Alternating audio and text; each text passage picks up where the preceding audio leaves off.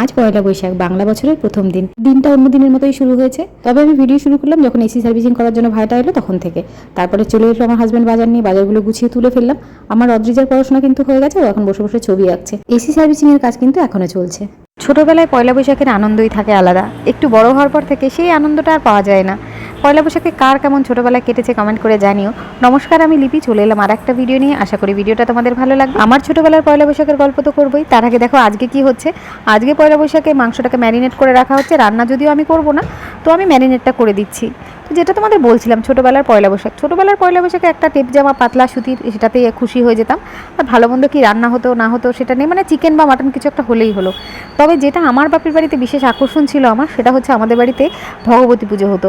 এখানে দেখো আমার ছোটো মেয়ে কিন্তু ঘুমিয়ে পড়েছে, আর আমি আমাদের বাড়িতে এসি সার্ভিসিং করতে এসেছিলো, সেই কারণে বিছানা টিছানা সব উল্টোপাল্টা হয়েছে, সেগুলো দুটো ঘরের বিছানার চাদরগুলো চেঞ্জ করব। তো দেখো চেঞ্জ করা হয়ে গেছে। তো আবার সেই গল্পে ফিরে আসি।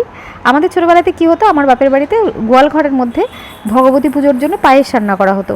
গোয়ালঘর মানে নোংরা কিন্তু থাকতো না। আমার ঠাকুমা গোয়ালঘরটাকে একটা মানুষের শোয়ার ঘরের থেকে বেশি পরিষ্কার করে রাখতো।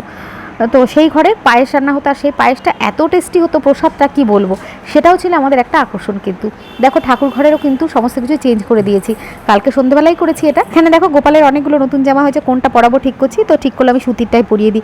গরমের মধ্যে আমার মেয়েদের গরম লাগে, গোপালেরও তো গরম লাগে, তো সুতিরটা পরিয়ে দিলাম। পুজো টুজো হয়ে গেছে, বাবার আর মেয়ের খাওয়া হয়ে গেছে।